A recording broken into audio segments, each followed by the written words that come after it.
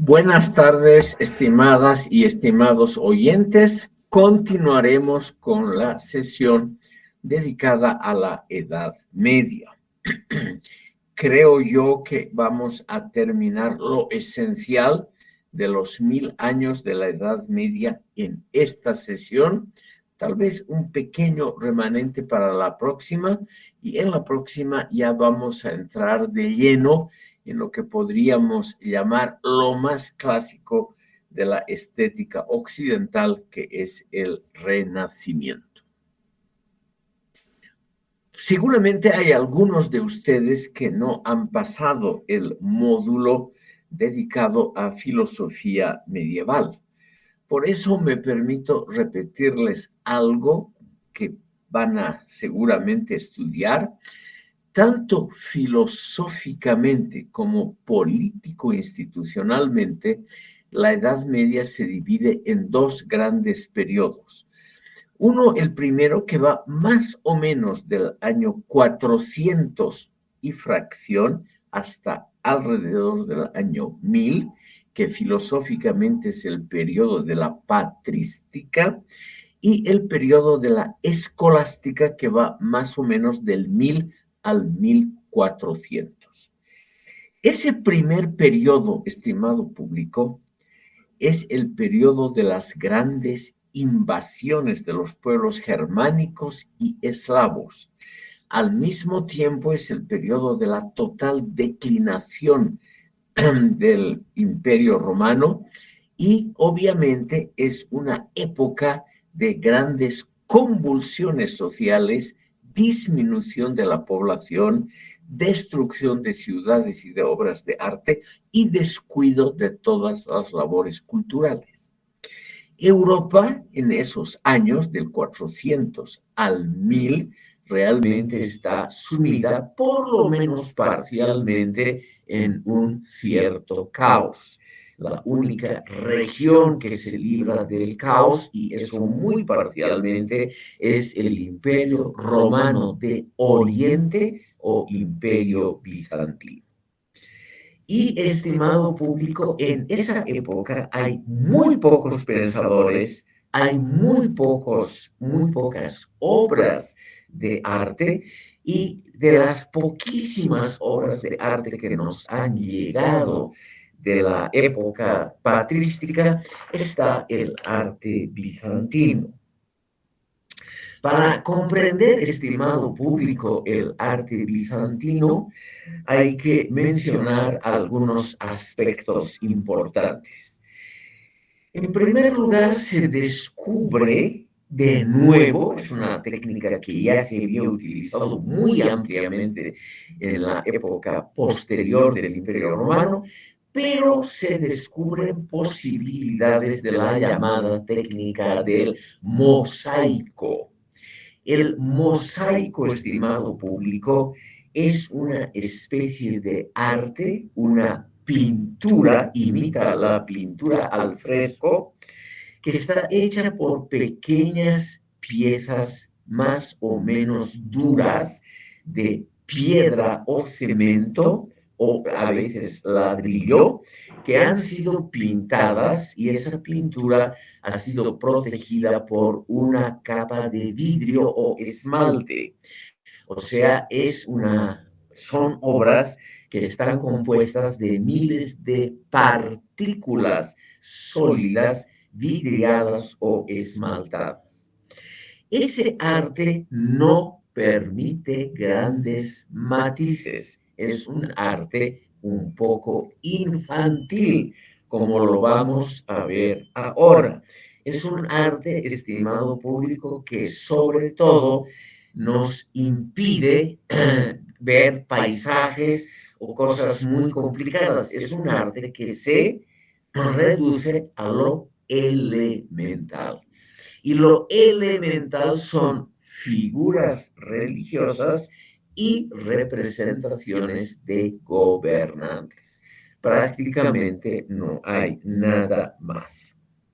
Sin embargo, ha habido uno que otro pensador interesante que en esas épocas tan movidas ha hecho reflexiones sobre el arte.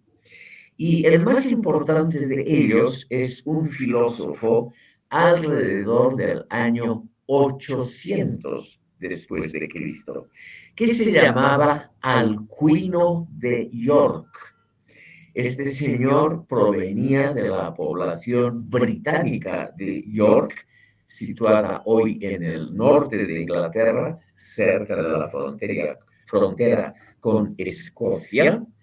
Y esta población de York fue capital de la provincia de Britania en la época romana y también sede de un arzobispado, como es hasta hoy sede del segundo más importante arzobispado anglicano. Alcuino de York fue el consejero, primer ministro y amigo personal del emperador Carlomagno. Por eso en la pizarra les he puesto aquí el nombre del emperador Carlomagno, que es siempre una pista buena para orientarse temporalmente. Alcuino de York, estimado público, es importante no como filósofo, aunque ha dejado algunas obras, sobre todo de retórica, es importante por sus instrucciones. Alcuino de York nos ha dejado instrucciones, por ejemplo, para edificar las llamadas escuelas catedralicias, que son el antepasado inmediato, la forma antecesora inmediata de las universidades. El estimado público es el que ha intuido la importancia de la educación superior, lo que hoy llamaríamos universitaria, y ha escrito, yo diría, importantes reglamentos sobre cómo tiene que funcionar una escuela catedralicia. Y obviamente, estimado público, la indicación más importante era la sumisión ante Dios y ante el gobierno establecido. Pero aparte de este acto de sumisión, que es lo primero, Alcuino de York insistió en la relativa autonomía de docentes, estudiantes y de artistas. O sea, en medio de esa época, estimado público, realmente tormentosa de la Edad Media, Carlomagno, su señor Carlomagno, fue el gran conquistador. Carlomagno heredó el reino de los francos, lo que ahora es Francia, más o menos con la capital París. Eso va variando, pero en general la capital estaba donde ahora es París. Y este reino de los francos, bajo Carlomagno, hace notables conquistas. Por el sur, él conquista lo que hoy es el sur de Francia y el noreste de España. Cataluña, por ejemplo, capital Barcelona, esa región es anexada al reino de los francos porque Carlomagno vence a los musulmanes que tenían ocupada la mayor parte de la península ibérica. Por el otro lado, por el este, Carlomagno es el que conquista a los sajones, una de las etnias principales del imperio de los alemanes, de los germanos. Él conquista toda esa enorme región de Sajonia que hoy es la mitad de Alemania. Y finalmente, estimado público, por el sur, él conquista Italia, incluyendo Roma, y es coronado como emperador en el año 800, es coronado como emperador en Roma. Entonces, Alcuino, el filósofo, está realmente en una posición muy privilegiada. Las indicaciones para las escuelas catedralicias y para la decoración artística que él ha dado, obviamente son de cumplimiento obligatorio en un ámbito geográfico y cultural muy grande, muy grande, es decir, desde Barcelona y Roma en el sur hasta el norte de Europa. Por ello es que este Carlomagno es importante. Don Álvaro Ríos Laguna nos dice que la canción de Roldán está ambientada bajo el reinado de Carlomagno. Es así. Roldán, un héroe medio real, medio mítico, es uno de los compañeros de lucha.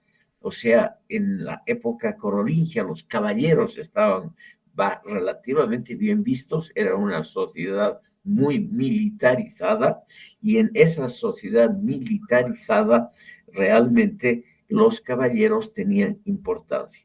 Y Roldán es un caballero vencido, no por los musulmanes, sino por los vascos. Y es naturalmente una de las posibles ficciones históricas más importantes de la población vasca hasta hoy en España. En la época de Alcuino, estimado público, y antes y después, como les decía, se redescubre la técnica de los mosaicos. Como son pequeñas piezas que tienen que estar engarzadas en una pared, cementadas para siempre y cubiertas de esmalte, no se pueden hacer grandes matices, es decir, hay pocos colores y el dibujo no es muy exacto. El dibujo en realidad es poner las piezas preparadas de antemano en un orden, poner justamente los mosaicos en un orden artístico. Los mosaicos bizantinos, estimado público, son el gran aporte del Imperio bizantino, del Imperio romano de Oriente al arte. Y ese arte bizantino, como lo vamos a ver ahora mismo, es un arte dentro de la modestia de gran calidad.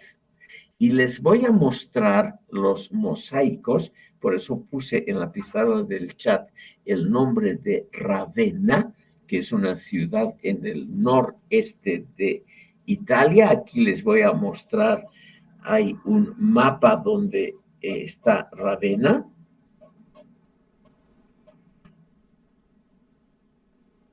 Les voy a mostrar un mapa para que se ubiquen.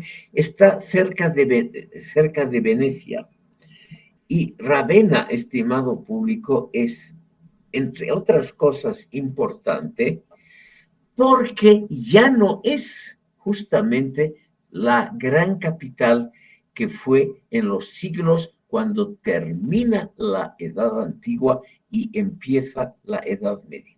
Como Roma, que es donde está el punto negro donde está ahora el cursor, fue saqueada 3 veces por los germanos, los emperadores se retiraron a Ravenna, que es esta región que está en rojo en el mapa, en el centro norte de Italia. Aquí está Venecia, esta cosita azul, muchas islas, eso es Venecia, y lo que está marcado en rojo es Ravenna. Y aquí en la imagen de la derecha tienen ustedes una vista de lo que es Ravenna hoy en día.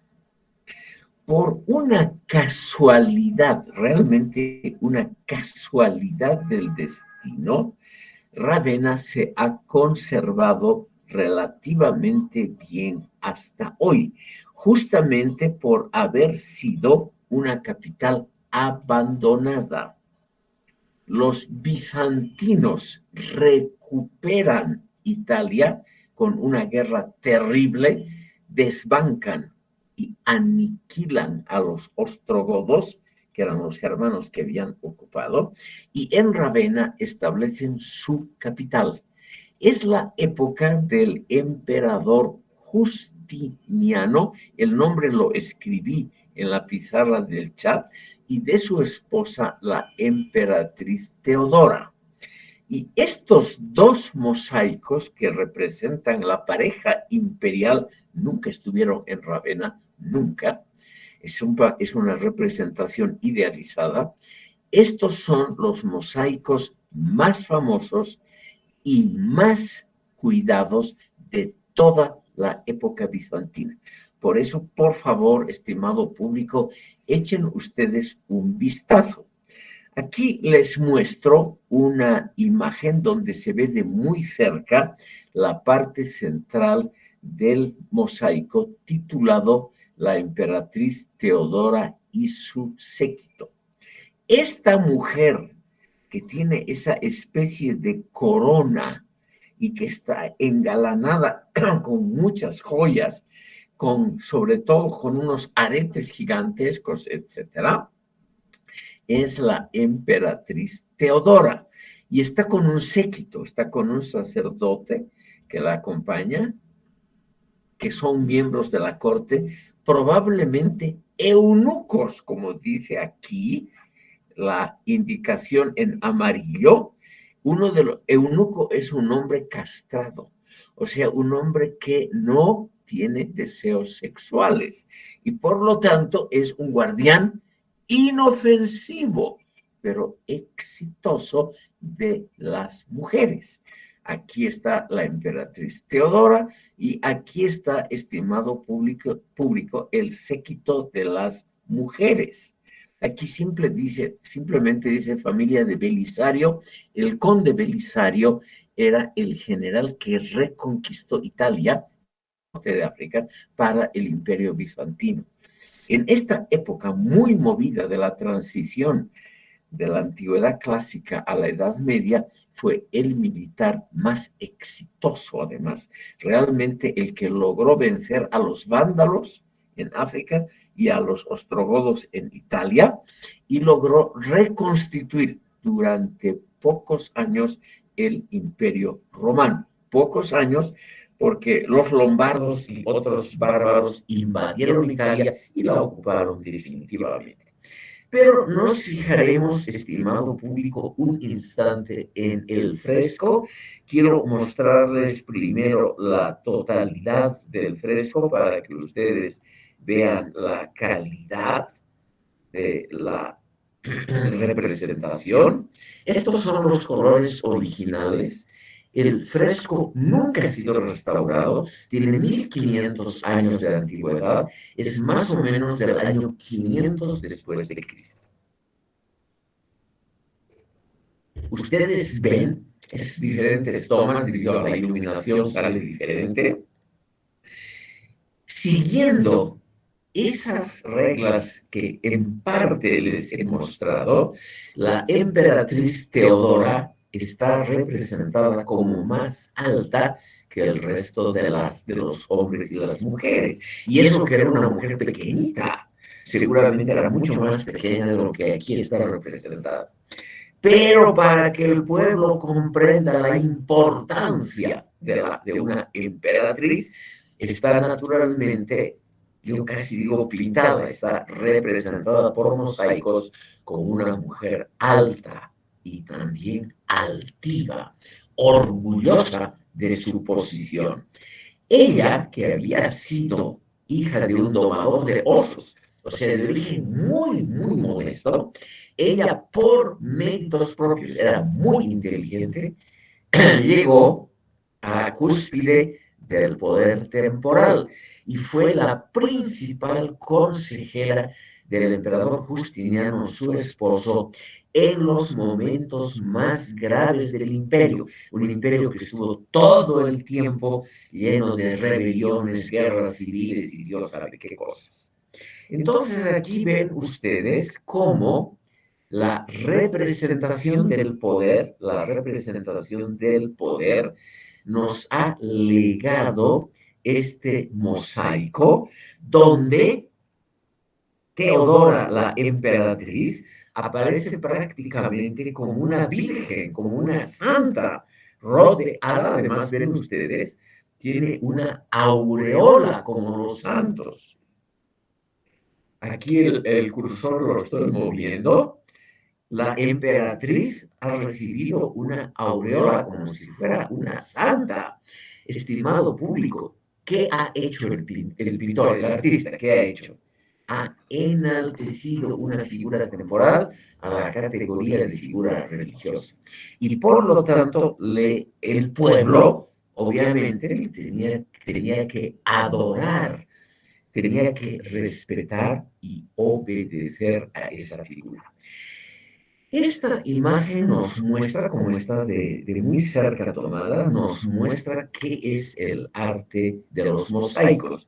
Ustedes ven en el fondo, sobre todo aquí en la parte de la aureola de la emperatriz, ven ustedes miles de como piedras.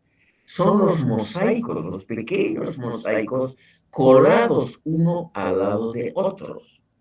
Y obviamente este arte no permite unas líneas muy claras, no permite. Pero dentro de esas dificultades, no hay duda que el pintor, por ejemplo, ha logrado plasmar la cara arrogante de Teodora, sus ojos grandes y poderosos, que infundían miedo a los cortesanos. Además, tenía un carácter muy fuerte la emperatriz.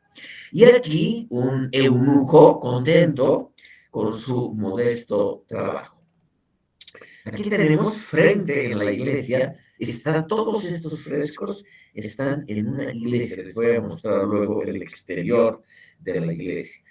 Aquí está el otro mosaico, son los dos mosaicos bizantinos más famosos en toda la historia del arte. Está el emperador eh, Justiniano, rodeado de una aureola a la cabeza, igual que la emperatriz. Ven ustedes, es una aureola como si fuera un santo o como si fuese Dios o el Hijo de Dios. El emperador está rodeado de personajes masculinos, algunos eclesiásticos, lo que está con el número 4, por ejemplo, o con el número 9, y militares, que son los que están con los números 2 y 3. Y, estimado público, el que está con el número 8 es el obispo de Ravenna, el obispo que tenía fama de ser un hombre muy vanidoso, que es, como Justiniano nunca estuvo en Ravenna, él ordenó la construcción, perdón, él ordenó la elaboración de este famoso mosaico y él se ha puesto su nombre arriba. Sí. Aquí están los nombres abajo, para la eternidad están los nombres de todos estos personajes. Ven ustedes aquí los eclesiásticos, aquí los militares y aquí posiblemente con esta franja diagonal los civiles importantes o los generales. El número 4 es Belisario, el conde Belisario, el muy famoso conquistador de Italia y del norte del África, que nunca estuvo junto a Justiniano. O sea, este mosaico es una pura fantasía. Justiniano nunca estuvo en Ravenna, Belisario tampoco estuvo en Ravenna, porque después de conquistar Roma, el emperador Justiniano lo destituyó por envidia, creía que Belisario se iba a proclamar emperador. Entonces, estimado público, lo que tenemos en estos mosaicos es el enaltecimiento de personalidades gubernamentales, acercándolas a posiciones de santos. Por eso el emperador está con una aureola. Aquí, estimado público, tenemos otro importante mosaico bizantino.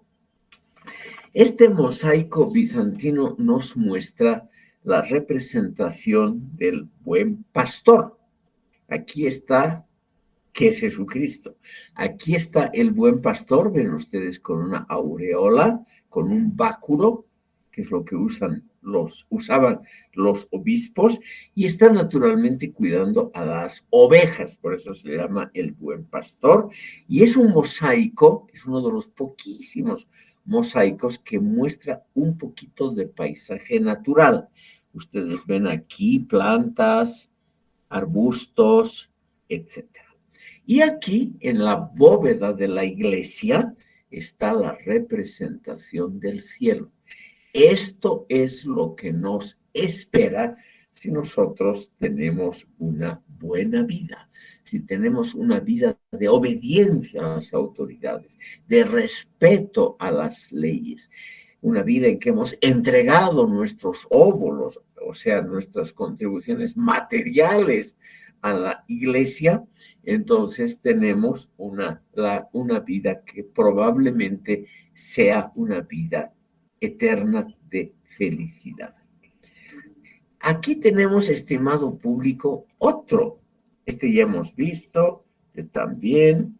Aquí, estimado público, uno de los más conocidos porque es precisamente un mosaico instructivo, un mosaico pedagógico. Aquí ven ustedes todo mezclado, es arte popular, no es arte destinado a teólogos o a estudiantes de filosofía, es un arte que mezcla absolutamente todo, porque el propio artista no era un hombre seguramente muy culto y recibía instrucciones. Le dijeron, a ver, tienes que mostrar a un sacerdote judío, Melquisedec, que está aquí a la derecha donde está el cursor, y a Abel, aquí el hijo de Adán, que está obviamente ofreciendo a Dios el sacrificio de un corderito. Aquí está Abel, estimado público, un árbol, una modesta iglesia. Ustedes ven, por esta representación, luego les voy a mostrar el exterior de estas iglesias, es extremadamente pequeño y modesto. Pero la calidad de estos mosaicos es para la época, 1500 años de antigüedad, simplemente excelente.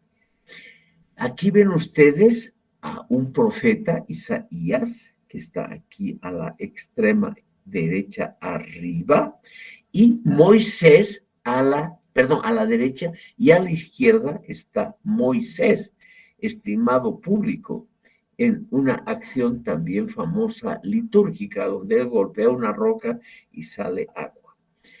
Estos frescos simplemente tenían la función de atraer al público. El público se aburría soberanamente.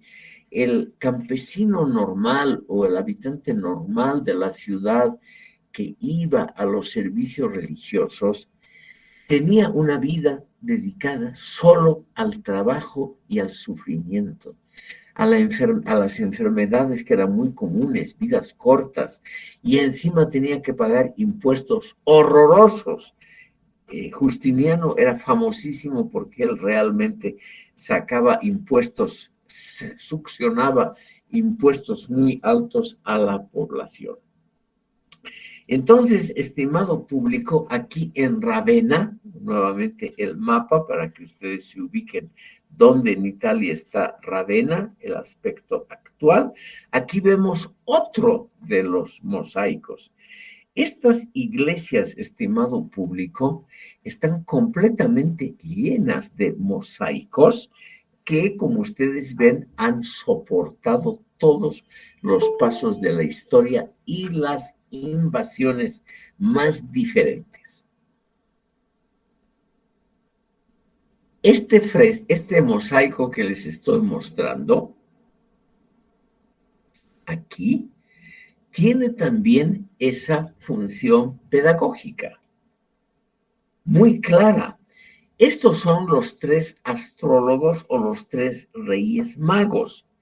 En letras arriba de cada personaje está escrito, este es Baltasar, este es Melchor y este es Gaspar. Son los tres reyes magos que llevan regalos para el nacimiento de Jesucristo.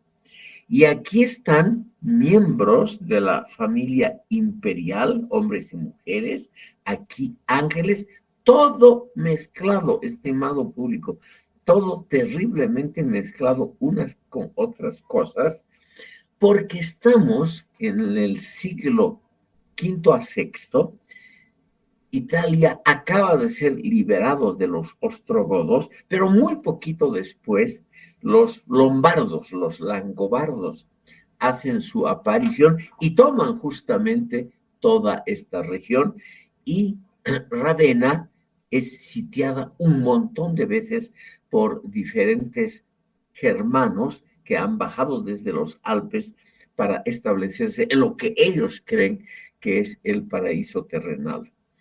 Estos mosaicos, estimado público, que como ven ustedes, nunca han sido restaurados, simplemente se les pasa una vez, creo cada tantos meses, un paño mojado para retirar el polvo, nada más. Se han conservado muy, muy bien a lo largo de siglos. La escena central es muy famosa porque nos muestra la vestimenta de los varones en el siglo VI.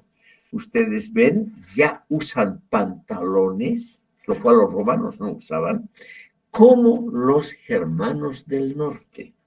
A pesar de que son bizantinos, ya usan pantalones y unos mantos muy complicados y unos gorros que obviamente no son gorros romanos.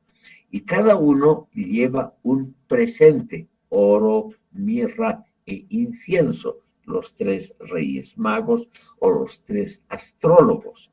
Y a los lados están, como les he mostrado aquí, la familia imperial, por eso se ve aquí una especie de corona, y aquí un ángel, todo mezclado, estimado público, todo mezclado, aquí ven en grande, aquí están los ángeles, aquí están las figuras femeninas de la familia imperial, que era muy grande, la familia imperial de Justiniano, sobre todo en mujeres. Y así vamos a ver rápidamente otros mosaicos bizantinos de la misma iglesia. Aquí está, estimado público, Cristo, aquí en el centro, con ángeles. Esta es la imagen que los bizantinos se han hecho de Jesucristo. O sea, en el fondo aparece como un sacerdote bizantino, o sea, romano de Oriente. Aquí. Y aquí, como les decía, quiero mostrarles el exterior de una de estas iglesias. Ustedes ven, es un exterior muy modesto, muy modesto. No está ni siquiera terminada la iglesia, es de ladrillo visto. No han tenido tiempo para ponerle el revestimiento de placas de mármol. Y además en tamaño, en todo, es una cosa muy, muy modesta. Esta iglesia es San Apolinare Nuevo, San Apolinar Nuevo en la ciudad de Ravenna, y este es el interior de la iglesia. Ustedes ven, es un ábside, o sea, lo que está detrás del altar, esto con blanco es el altar, lo que está detrás se llama el ábside, y el ábside está totalmente decorado con mosaicos, hasta la parte de más arriba y también los laterales. Ustedes tienen que ponerse en el lugar de la gente modesta de la época, estimado público. Este arte no ha sido pensado en estudiantes de filosofía de la actualidad, sino en gente muy, muy modesta, que quería ser sobre todo enseñada. O sea, se les enseñaba quiénes eran los santos, quién era Moisés, cosas muy, muy elementales. Y como en las casas, en esa época de crisis, de enorme pobreza, la gente no tenía libros, no tenía televisión, no tenía nada en qué divertirse, iban a la iglesia y miraban horas enteras. Las crónicas son muy claras. Horas enteras la gente se pasaba mirando y mirando los mosaicos bizantinos. Otro de los edificios importantes de Ravenna, que fue capital brevemente del Imperio Romano, de Occidente y capital del residente bizantino en Italia durante poco tiempo, es el llamado Mausoleo de Gala Placidia. Yo les muestro, vamos a ver luego el interior que es muy rico, con mosaicos extraordinariamente bellos, pero ustedes ven, por el tamaño además del árbol y de las edificaciones a los lados, pueden darse cuenta, es un edificio muy pequeño que encima nunca pudo ser terminado por las guerras, la destrucción del Imperio Romano de Occidente, etc. Gala Placidia fue una de las últimas emperatrices. Fue madre del emperador Valentiniano III, un simple mediocre que realmente arruinó al Imperio Romano de Occidente. Era una persona autoritaria y, y en vida se hizo construir este mausoleo que también tiene una representación del buen pastor, que es un motivo muy usual, estimado público, porque une en primer lugar un tema bucólico, o sea, pastoril, un tema bucólico agrario, ganadero, lo une con las ocupaciones de la gente modesta en Ravenna que iba todos los días a ver estas imágenes. Estimado público, en esa época no había electricidad, por lo tanto, por lo tanto, había que aprovechar la luz del sol para ver estos monumentos. No había otra posibilidad. Y a la gente, a esa masa de campesinos simples, que era la inmensa mayoría de los visitantes, les encantaba ver el cielo estrellado, o sea, lo que les esperaba en la otra vida si eran buenas personas, y una imagen idílica, bucólica, que obviamente no correspondía probablemente a la vida cotidiana de ellos. Seguramente ellos, estimado público, no tenían esa paz, esa tranquilidad. Aquí Jesucristo que hace de buen pastor, cuidando a las ovejitas. Todas las ovejas tienen el cuello y la cabeza dirigidos al buen pastor, independientemente de la posición en que están. Rara vez las ovejas se portan así tan amablemente. Además, como el artista seguramente no conocía mucho de animales, aquí las ovejas tienen a veces el aspecto de perros, que es el animal más normal. Eso se ha criticado desde un comienzo, ¿no? Que no era muy exacta la representación de las ovejas. Pero, estimado público, la gente modesta iba a ver esto. Esto es también el mausoleo de Gala Placidia, otro interior. Ven ustedes aquí una ventana, que es lo único que daba luminosidad al interior. Hoy vemos esta cosa muy luminosa porque hay una iluminación eléctrica obviamente artificial y hoy es muy bonito verla. Seguramente en la antigüedad todo era mucho más oscuro, había que aprovechar la luz del mediodía, etcétera, etcétera. Ustedes ven aquí otra imagen muy usual que es la representación de los evangelios. Es una especie de arca, nosotros diríamos hoy tal vez un depósito o un estante de libros, un estante muy modesto con puertas, y aquí están los 4 evangelios. Y estimado público, aquí está un santo que va a ser quemado en la parrilla. Ven ustedes aquí la parrilla ardiendo y el pobre santo aquí que está llevando su cruz, este santo, posiblemente San Lorenzo, va a ser aquí quemado vivo porque son los últimos tiempos, los últimos años de los emperadores paganos. Y este santo se distinguió sobre todo por defender físicamente a los libros, a los manuscritos que tenían los evangelios. Entonces, él por defender a los evangelios es que en la época de la persecución del emperador Diocleciano sufrió este martirio. Aquí, estimado público, vemos otra de los recintos del mausoleo de Gala Placidia. Vemos una representación del cielo. Aquí tenemos el cielo, en el centro del cielo está una cruz. El cielo es obviamente de color azul oscuro con muchas estrellas.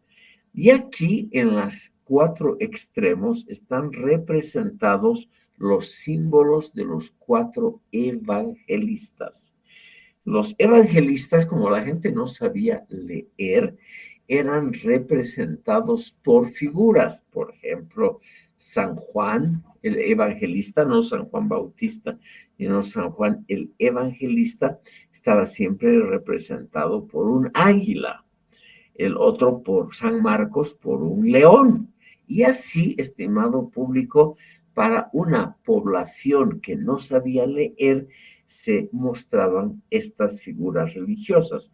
Aquí igual son santos, apóstoles o algo así, que están naturalmente representados con figuras todas de fantasía. No existe ningún retrato auténtico de los apóstoles. Aquí ven ustedes con ayuda de la iluminación artificial cómo es este mausoleo de Gala Placidia. Ven ustedes aquí el cielo. Aquí por aquí entra un poquito de luz, pero ustedes si ven cuidadosamente, tiene una fina lámina de alabastro. No había, estimado público, vidrio plano grande en esas épocas, recién en la Edad Media. Y entonces lo que se hacía era alisar un tipo de mármol que deja pasar la luz, llamado alabastro. Es un mármol extraordinariamente duro, por eso no se rompe al ser tallado en láminas muy, muy delgaditas que dejan pasar la luz, pero no el viento ni el frío. Era algo realmente muy, muy apreciado, que es un sustituto del vidrio que nosotros conocemos. Aquí está esa escena con la parrilla ardiendo y los evangelios, que es algo muy, muy importante para la época representar a los evangelios. Estimado público, por razones de tiempo vamos a pasar rápidamente a otros ejemplos del arte medieval. Vamos a ver cómo el arte bizantino obviamente se desarrolla, evoluciona, y al evolucionar mejora. Van mejorando las técnicas, va mejorando la enseñanza de los artistas y por lo tanto también va mejorando la representación en el plano estético. En una palabra, se vuelve más bella, que es lo que Alcuino había pedido. Alcuino, ese monje que provenía de York, amigo y ministro principal de Carlomagno, no estuvo nunca aquí. Pero aquí, en el extremo sur de Italia, él era reverenciado como la autoridad máxima en cuestiones de estética práctica.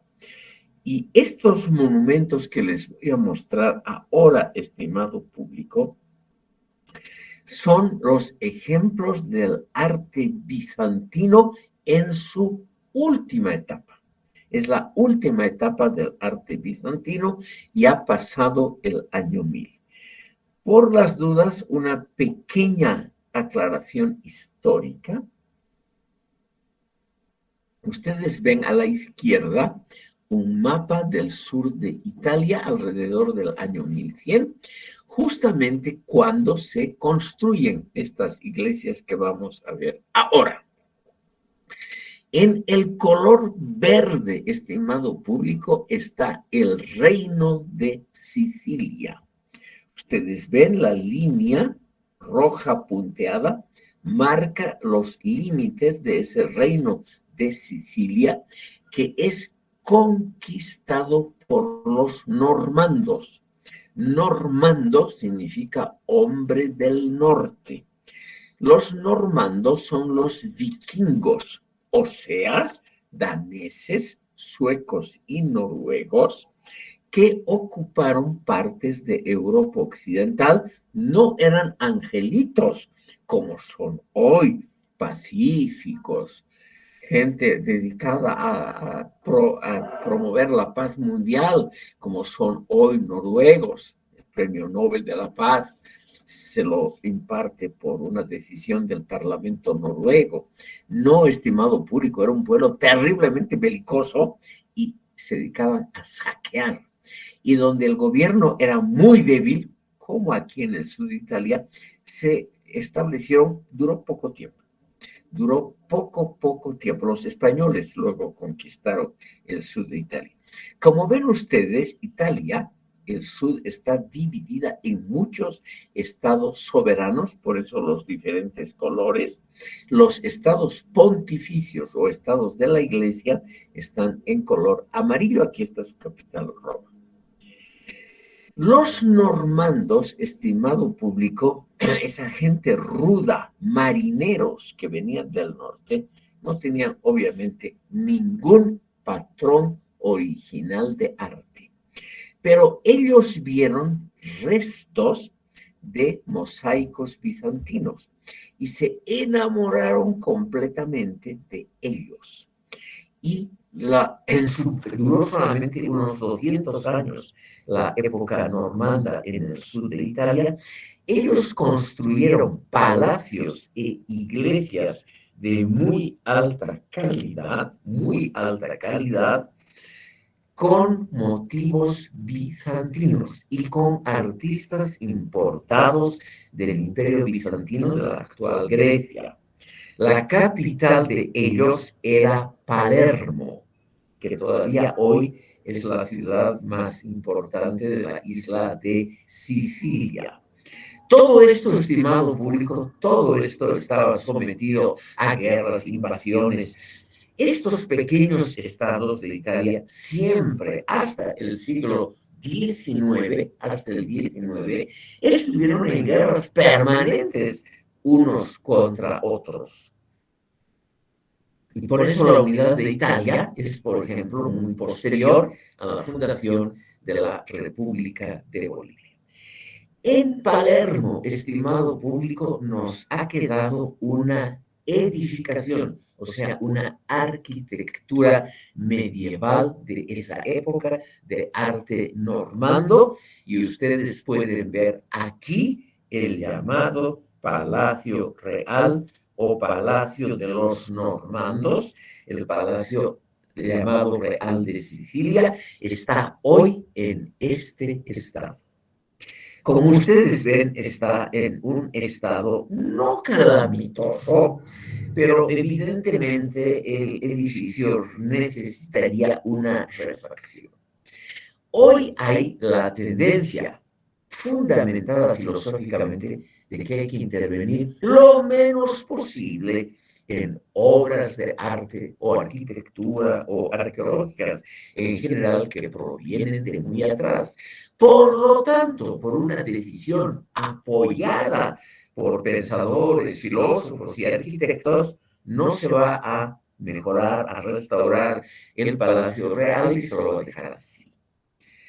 En la época de los normandos, este palacio, estimado público, tal vez la combinación de diferentes tipos de arcos, como ustedes ven aquí, unos puntiagudos, unos redondos, las almenas, etcétera, y el color, tenía fama de ser el edificio más bello de esa temprana Edad Media.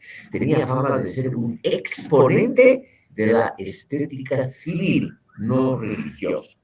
Aquí les muestro a ustedes otra vista como hoy se lo ve al Palacio de los Normandos, que en su interior, estimado público, contiene una joya que aquí les muestro, la Capilla Palatina. Palatina significa capilla del palacio. Palatium, Palatinum tienen el mismo origen. Viene siempre del palacio porque en Roma, una de las 7 colinas sobre la que está construida Roma, el Palatino, era la colina donde estaba el palacio primero de los cónsules y luego de los emperadores. Los reyes normandos de Sicilia, estimado público, se hicieron construir una capilla privada, no era para uso público, para ellos aquí en el interior del palacio, con una, como ustedes ven, decoración bizantina que se ha mantenido extraordinariamente bien, entre otras cosas por el uso intenso y extenso de pan de oro. Casi todas las superficies donde no hay imagen de persona, no hay paisajes, el trasfondo, el fondo de cada imagen es pan de oro que recubre los mosaicos. Y este, estimado público, es una imagen muy importante filosóficamente, está donde estoy poniendo el cursor, porque nos muestra a Cristo en una función temporal. La imagen se llama el Cristo Pantocrator, o sea, el Cristo, pan significa en griego totalidad, el Cristo que crea todo o sea, y que domina todo.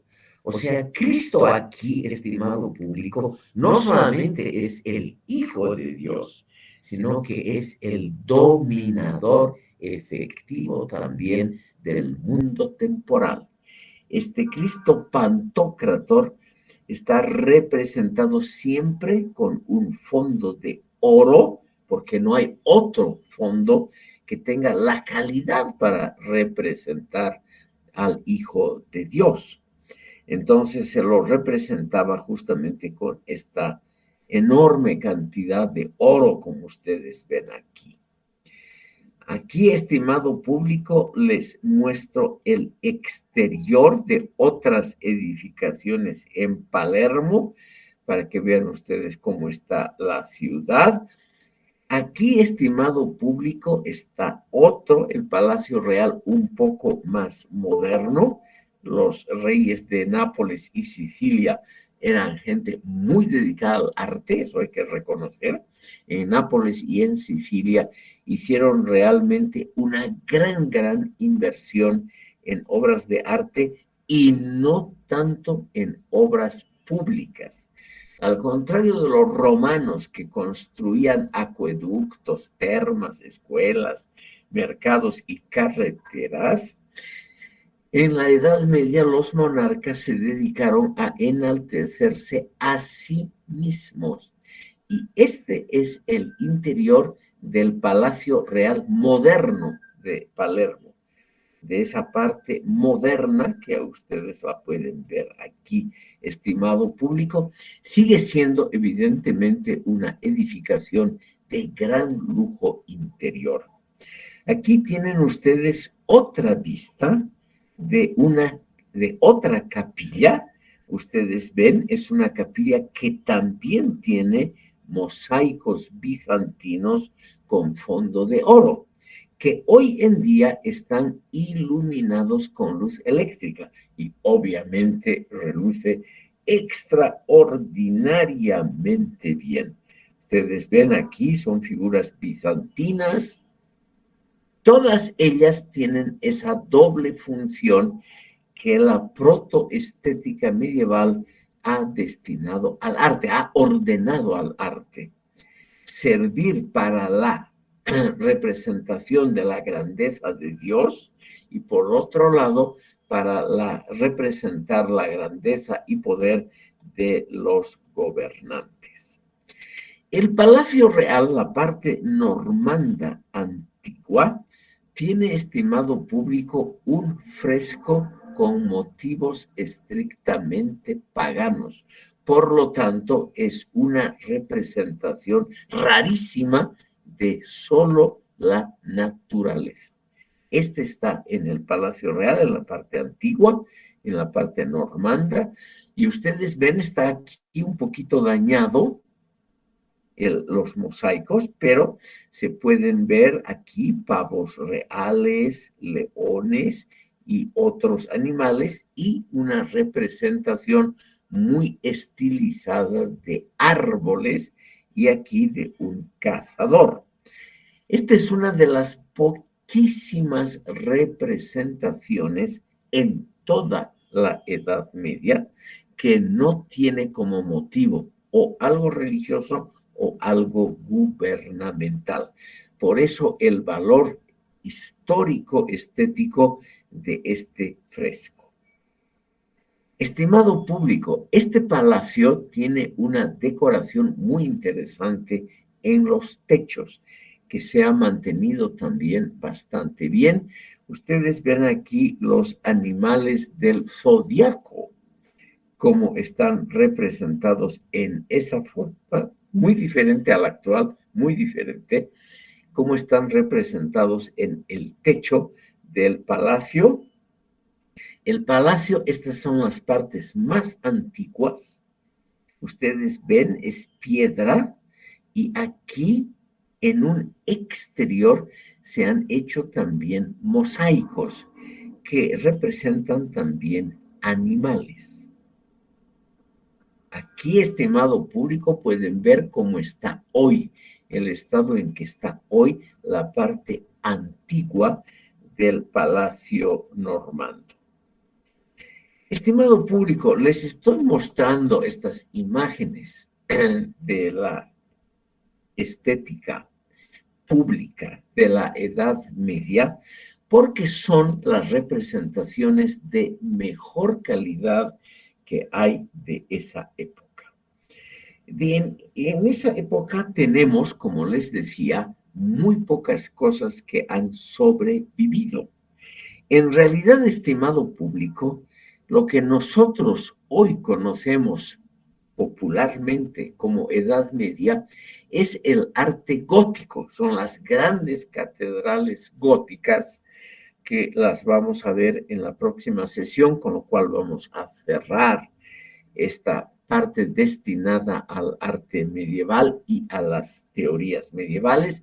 Vamos a ver que en la construcción gótica, que solo duró del año 1200 más o menos al 1450, eso es lo que popularmente nosotros relacionamos con la Edad Media. Pero la Edad Media también tuvo esto. Ustedes ven, son arcos redondos con una pequeña imitación de una punta en el centro, apenas se nota, y una representación de animales y mosaicos. Todo esto para agradar, para hacer la vida fácil, no al pueblo, sino a los pocos habitantes de estos interiores. Estimado público, aquí en estos interiores nunca entraba el pueblo llano, de ninguna manera. Ustedes ven, son cosas realmente hechas con mucho lujo, pisos de mármol, aquí muchas de las columnas revestidas también con mármol, etcétera. Realmente son cosas muy lujosas y hoy este Palacio Normando es un museo público donde se expone de todo un poco. ¿Por qué les muestro Sicilia? Porque esta isla, que nunca ha tenido mucha importancia económica, durante cierta época de la Edad Media, en esos siglos oscuros, 1000, 1100, ahí prácticamente 1180 termina. En estos siglos oscuros, estimado público, se construyeron cosas importantes que reflejan claramente, en primer lugar, la existencia de artistas de podríamos decir, de un grupo estadísticamente no desdeñable de gente ocupada en labores artesanales o artísticas. Esta magnificencia de las construcciones de esa época, nos separan 900 años de esa época, estimado público, también sirve para que ustedes vean que hasta regiones pequeñas y pobres, como era la Sicilia de esa época, también construyeron arte relativamente razonable y de buen nivel. Esto también, estimado público, para mostrarles que la famosa teoría de Enrique Dussel de que Europa, hasta el descubrimiento de América, era solo una especie de península olvidada y sin importancia de un continente mayor euroasiático, que Europa era la periferia del mundo musulmán, que eso lamentablemente no tiene que ver con la realidad de la Europa justamente anterior al descubrimiento y conquista de América. Lo que estamos viendo es anterior unos 400 años a la expansión europea en el Renacimiento, o sea, lo que Dussel llama que el comienzo de la modernidad. Y aquí lo que vemos es que este continente, hasta en la isla de Sicilia, una isla pequeña, sin mucha importancia, tenía, estimado público, un desarrollo de arte. Aquí vemos un salón en el Palacio Nuevo en el Palacio Nuevo en Palermo. Vemos, estimado público, que no era tan periférico, tan sin importancia, mostrándoles justamente un país, el Reino de Sicilia, que no era lo más importante dentro de Europa. O sea, hay que relativizar las teorías que nosotros escuchamos. Aquí, estimado público, les muestro otro Cristo Pantocrator rodeado de ángeles y arcángeles, porque los normandos no solamente dominaron la isla de Sicilia, sino también partes muy al sur de lo que es Calabria, o sea, la parte sur de la bota italiana. Y en varios lugares construyeron edificios cuyas fachadas hoy han sido muy modificadas. Ustedes ven aquí fachadas en Palermo muy modificadas por el siglo XVII, XVIII, pero que han existido desde la Edad Media. Y en la Edad Media, en los años 1150, se dio el encargo otra vez de elaborar este mosaico del Cristo Pantocrator, del Cristo eterno que domina el cielo y la tierra, con su corte de ángeles. Aquí otra visión. Es la visión, estimado público, que une para el pueblo el poder civil al poder religioso. Cristo está sentado en un trono. Él nunca se sentó en un trono. Nunca. Aquí en un trono hermoso, ustedes ven, es un mueble muy trabajado, etc. Está Cristo con el Evangelio, obviamente con una aureola, rodeado de ángeles y arcángeles, Y aquí ven ustedes las armas, el escudo de armas de los normandos, un águila y las 4 líneas rojas sobre fondo dorado, para mostrar que ellos son los que han construido y han inventado esta imagen. Aquí, estimado público, vamos a ver, como ya estamos acercándonos al final, quiero mostrarles, estimado público, que el arte medieval ha hecho algunos avances muy interesantes que debemos simplemente verlos rápidamente, porque aquí, aparte de los mosaicos, hay otra técnica que son los tapices bordados a mano.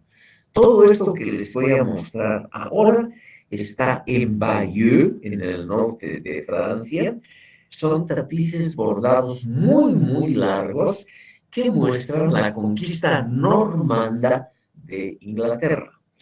Por las dudas, es un dato general que no está mal que se conozca.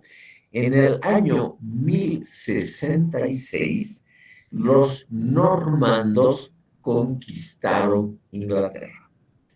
Y aquí, los normandos, también el nombre hace alusión a Normandía, que es una región francesa en la desembocadura del río Sena en el norte de Francia.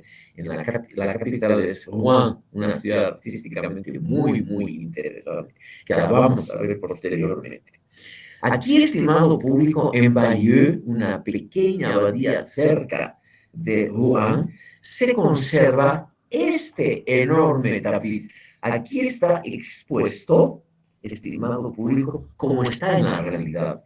Es un tapiz muy, muy, muy largo que está iluminado débilmente solamente en las horas en que hay visitantes, porque los hilos del bordado tienden obviamente a volverse muy frágiles y se descoloran con el paso de los siglos. Y esto, estimado público, estos tapices de Bayeux tienen 900 años de antigüedad. 1066 fue la conquista normanda, o sea, de los vikingos de Inglaterra. Hasta hoy están ahí. Y estos normandos dieron por encargo un lienzo gigantesco. Aquí, por razones de simple representación gráfica, están unidos las diferentes partes, ¿ya? En realidad tienen que imaginarse ustedes como esto. Así está expuesto hoy en Bayeux con esa luz débil, pero a veces para interesados, editoriales, etcétera, se permite una luminosidad más fuerte por un instante solo para fotografiar este tapiz. Imagínense ustedes este arte bordado, es un arte fabricado por mujeres en el norte de Francia y que representa la conquista normanda, las luchas y sobre todo la preparación de esas luchas. Ven ustedes aquí campesinos con un carro que van donde estoy corriendo el cursor, que van juntando provisiones y caballos para los barcos, para cruzar el Canal de la Mancha. Aquí está el duque de Normandía cuando decide la conquista, porque el rey de Inglaterra, que está aquí representado, aquí ven ustedes, dice Haroldo Regis. Aquí este es el rey de Inglaterra que le juró lealtad al duque de Normandía, pero que no guardó el juramento. Y eso en la Edad Media, romper la palabra dada era muy, muy grave. Entonces el duque de Normandía aprovechó ese rompimiento de la palabra para invadir y apoderarse de toda Inglaterra. Y así ellos se quedaron en Inglaterra prácticamente hasta hoy. Hasta hoy la división, por ejemplo, de Inglaterra en los condados es la obra de este rey Guillermo el Conquistador, que está aquí, estimado público, representado. Aquí. Aquí está el rey Haroldo rindiéndole pleitesía y luego rompiendo su palabra. Por eso aquí la gente se grita o se asombra, levanta las manos en signo justamente de sorpresa por el rompimiento de la palabra. Aquí están los normandos, como se vestían con armaduras y con cotas de malla para defenderse, pesaban muchísimo, etcétera. Y aquí ven ustedes diferentes escenas de la conquista de los normandos. Ustedes ven como las ejecutoras del tapiz se han imaginado a los perros, se han imaginado al rey Eduardo el Confesor. Y otros detalles, estimado público, muy graciosos. Por ejemplo, aquí un guerrero normando vence a un guerrero anglosajón, ¿no? Es un arte obviamente medio ingenuo, medio que podríamos llamar claramente un arte infantil, pero de todas maneras, sobre todo en esta parte del tapiz, ustedes ven los hilos, están en buen estado y se ven los colores. Esta es también la Edad Media, o sea, ese esfuerzo, estimado público, ese esfuerzo por hacer más o menos bella una historia que era una historia solamente de luchas, de arrebatar territorios al vecino. Eso era la historia en el fondo de la Edad Media, una historia simplemente monstruosa. Pero dentro de esa historia voy a cerrar, estimado público, hablándoles muy brevemente de un pensador que nos ha dejado otra protoestética, Dante Alighieri. Estimado público, he puesto el nombre en la pizarra del chat, ustedes ven ahí, con los datos vitales. Él nació en Florencia en 1265 y murió en Rímini, que está muy cerca de Ravenna, en 1321. ¿Por qué es importante para nuestro tema? Y le vamos a dedicar los pocos minutos que tenemos. Dante Alighieri es conocido sobre todo, estimado público, como el más grande de los poetas y literatos italianos. Su obra principal, la Divina Comedia, no les pongo en la pizarra del chat porque es muy fácil, tal como suena, la Divina Comedia, es una obra inmensa de literatura poética, está escrita en verso, que ha sido la base del italiano actual. Después de la caída del Imperio Romano y esa división de Italia que les he mostrado en muchos pequeños estados soberanos, cada región hablaba un dialecto diferente. Y cuando Italia se empezó a unificar, ¿qué hicieron los italianos? Se acordaron de que había una obra magna en el dialecto toscano, o sea, en el dialecto florentino. Dante Alighieri era florentino y tuvo también una destacada participación en la política florentina. Pero en algún momento perteneció al bando de los perdedores, por suerte para la literatura posterior, porque al pertenecer a los perdedores tuvo que exiliarse y como no tenía ninguna labor concreta que hacer, se puso a escribir y era muy dotado para hacer versos. La Divina Comedia es una obra muy extensa que está dividida en 3 partes: el infierno, el purgatorio y el paraíso. ¿Por qué les digo yo que hay una protoestética muy interesante?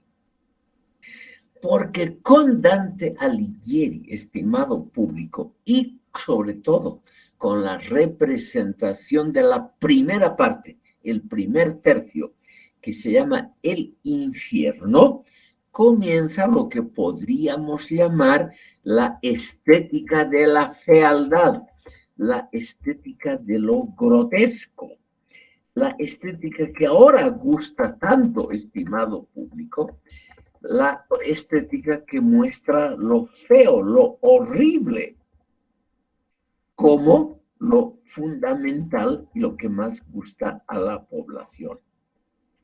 La grotesco. Un momentito, vamos a poner, aquí está, estimado público. Un segundo. De las tres partes de la obra, la Divina Comedia, el infierno, la primera parte, es de lejos la más interesante. Las otras partes, sobre todo la parte final, el paraíso, es aburridísima. La vida probablemente del más allá, a aquellos felices que logran pasar al paraíso, es una vida, estimado público, donde solo hay que cantar alabanzas al Señor, celebrar las glorias de Dios y entre nubes ser felices y no hacer nada concreto. Por lo tanto, sobre todo la última parte, el último tercio, el paraíso, que tiene las mismas dimensiones, exactamente el mismo número de verso que las partes anteriores, nos demuestra esa cosa tan aburrida que es el paraíso a donde todos quieren llegar. En cambio, el infierno, pese a ser el lugar de los castigos terribles, de los tormentos sin fin, etc., es una zona llena de actividades y llena de ocurrencias muy divertidas. Dante se ha vengado de sus enemigos políticos, inmortalizándolos para siempre, porque con nombre completo los ha puesto en el infierno.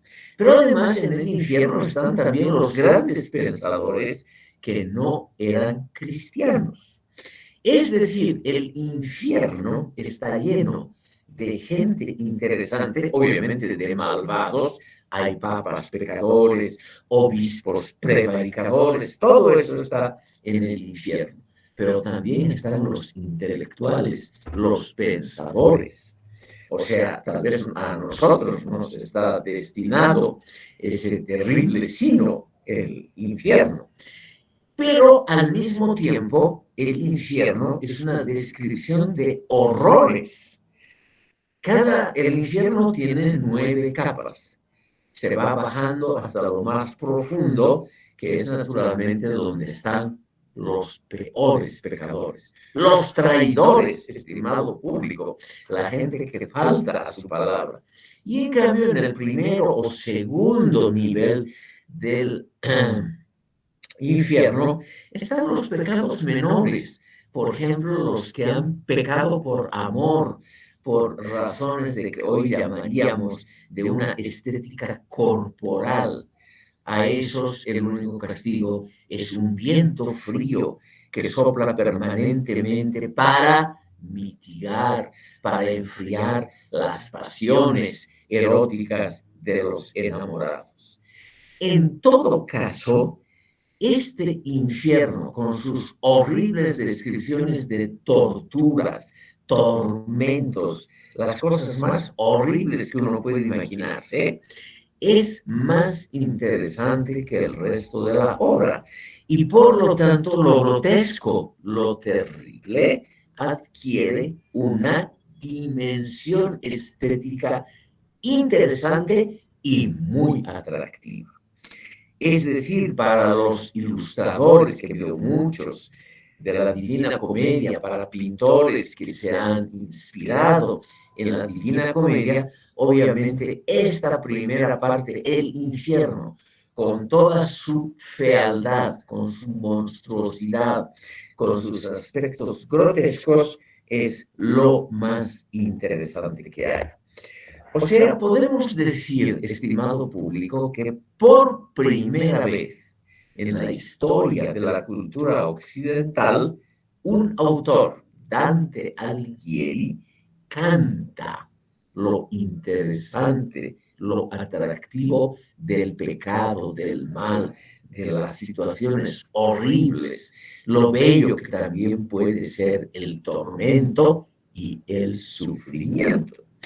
Entonces, estimado público, aquí muy modestamente se inicia una estética de la fealdad, cuya obra más famosa en el siglo XX es la historia de la fealdad de Umberto Eco, que la vamos a tratar en una sesión posterior, pero el gran mérito de Dante es haberse adelantado en siglos y al habernos mostrado que las situaciones terribles de sufrimiento, de dolor, etcétera, también contienen una gran belleza. También la versificación de Dante en la parte dedicada al infierno es una versificación de mucha mejor calidad que el purgatorio y el paraíso. Es decir, lo feo, lo horrible, lo tormentoso es de alguna manera también altamente atractivo. Estimado público, si no hay ninguna impugnación, comentario, duda, etcétera, aquí terminaríamos la sesión de hoy. Quiero simplemente adelantarme en el próximo miércoles vamos a dedicar solo unos minutos al arte gótico y porque en esa época ya empiezan a producirse algunos textos, ninguno definitivo, que podríamos llamar una estética filosófica. Vamos a dedicar unos minutos al gótico e inmediatamente vamos a pasar a los principios del Renacimiento, que es obviamente uno de los puntos culminantes de la estética clásica. Estimado público, si no hay ninguna intervención de ustedes, entonces me despido y les deseo un buen almuerzo. Gracias, doctor. Hasta luego. Muy agradecido. Gracias, hasta luego. Muchas gracias, hasta luego. Hasta luego, doctor. Gracias.